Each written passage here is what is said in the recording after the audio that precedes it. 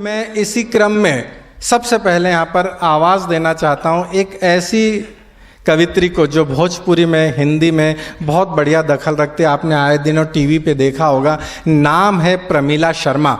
मैं एक तनवीर काजी साहब की एक पंक्तियों के माध्यम से उन्हें यहाँ पर आमंत्रित करना चाहता हूँ कि उसकी आंखों में मेरी मोहब्बत की चमक आज भी है।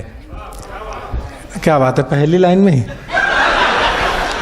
उसकी आंखों में मेरी मोहब्बत की चमक आज भी है, हालांकि मेरे प्यार पे उसको शक आज भी है। नाव में बैठकर हाथ धोए थे कभी उसने, पूरे तालाब में मेहंदी की महक आज भी है। पूरे तालाब में मेहंदी की महक आज भी। जोरदार तालियों से स्वागत करें प्रमीला शर्मा जी का।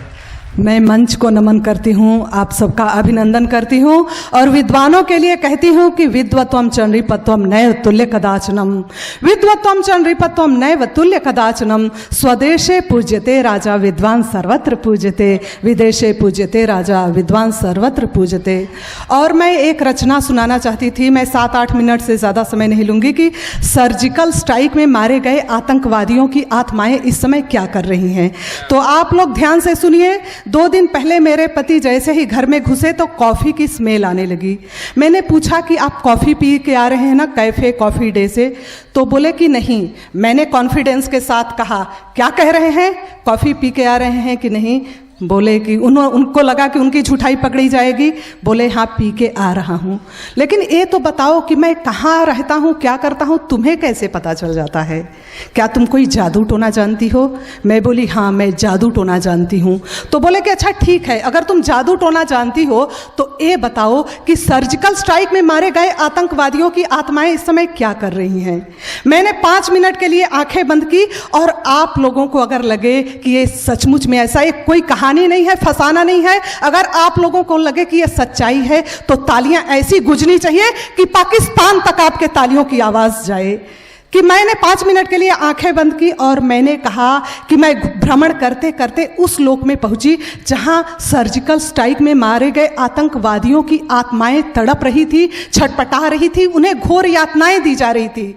मैंने उनसे पूछा कि तुम लोग इतना तड़प क्यों रहे हो, चीख क्यों रहे हो, चिल्ला क्यों रहे हो? तो उन्होंने कहा कि हमें पाकिस्तान में आतंकवाद की ट्रेनिंग दी गई और कहा गया कि तुम लोग भारत में घुसपैठ करो और अलग अलग शहरों में जाकर बॉम्ब ब्लास्ट करो, और अगर तुम इसमें मारे जाओगे तो सीधे जन्नत में जाओगे, वहां तुम्हें खूबसूरत हूरें मिलेंगी। इससे पहले कि हम भारत में जाकर आतंकवाद फैलाते, भारत से ही कुछ फरिश्ते आए और रातों रात हमें जहन्नुम में पहुंचा दिया। क्या बात? आपकी ताली। तो मैं बोली कि अच्छा, तो इसलिए तुम लोग तड़प रहे हो कि तुम लोग जन्नत के बदले जहन्नुम में चले गए? बोले नहीं, हम इसलिए नहीं तड़प रहे हैं, बल्कि हम इसलिए तड़प रहे हैं कि हम फिर से भारतवर्ष में जन्म लेना चाहते हैं, भारत के उस घर में जन्म लेना चाहते हैं जहां पवित्र गीता के श्लोक पढ़े जाते हैं और कहा जाते हैं कि सर्वे भवन्तु सुखिनः, सर्वे सन्तु निरामयाः, सर्वे भद्राणि पश्यन्तु, मां कश्चित् दुःखभाग् भवेत्।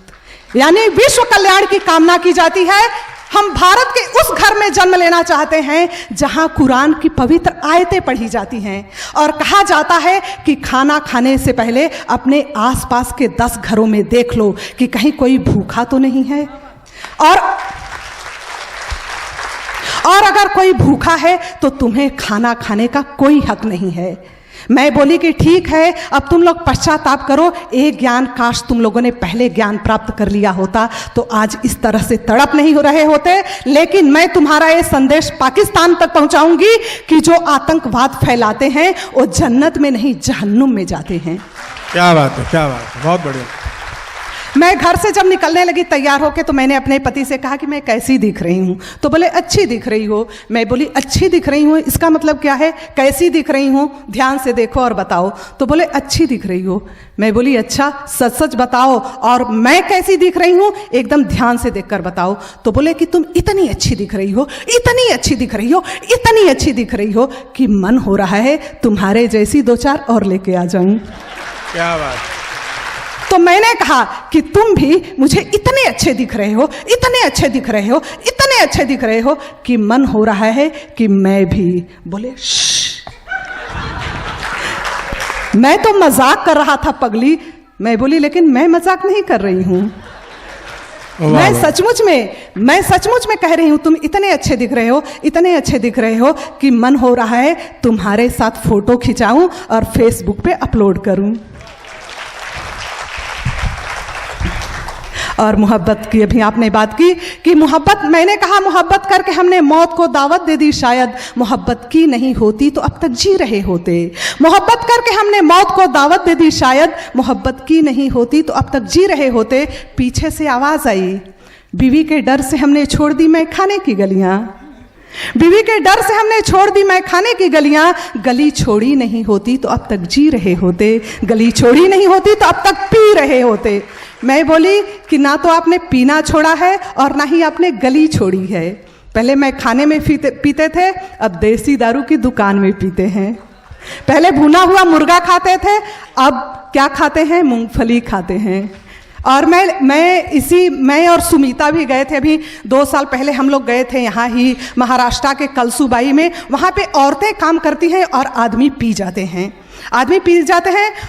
उनका छीन छीन के पीते हैं। मतलब पैसा जो भी कमाती हैं मजदूर महिलाएं, उनका छीन के पैसा पी जाते हैं। तब मैंने लिखा कि वो रात को सोती है, थक कर वह काम में लग जाए, जग कर वह मेहनत का पग धरती है, वह बहुत परिश्रम करती है।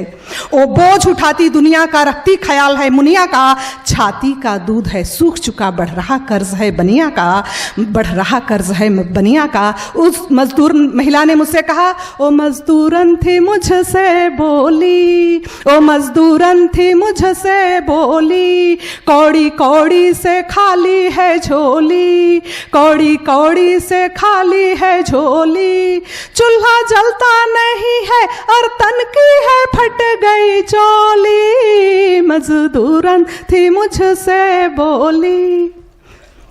अभी लालू प्रसाद यादव, मैं थोड़ा सा 2 मिनट का और सुनाती हूँ। लालू प्रसाद यादव एक यादव सभा को संबोधित कर रहे थे और उनके हाथ में डंडा था, और टीचिंग एड की तरह यूज कर रहे थे। तो उन्होंने यादव सभा को कहा कि ई का है ससुरा लोग, ई तुम लोग जानत हो क्या है? तो उन्होंने कहा हाँ ई डंडवा है। तो बोले हाँ ई डंडवा है, इससे हम लोग गैया और भैंसिया को चरावत हैं और ई ससुरा लोग इससे चले थे समाज को चलाने। यहाँ पे पहले कौन था? यहाँ पे था ब्राह्मण। और यहाँ पे कौन था? यहाँ पे था ठाकुर। और यहाँ पे कौन था? यहाँ पे था यादव। तो हमने क्या किया? हमने डंडवा को पलट के कर दिया ऐसा। और अब यहाँ कौन है? यहाँ पे है ब्राह्मण। और यहाँ पे कौन है? यहाँ पे है यादव। तो हमने तुमको यहाँ से इतना ऊंचाई पर पहुँचाया, तो तुम लोग हमको ऊंचाई पर पहुँचाओगे कि नहीं? तो उन्होंने कहा हाँ पहुँचाएंगे, और 4 कंधे पर लाद कर पहुँचाएंगे एकदम ऊंचाई पर। Thank you.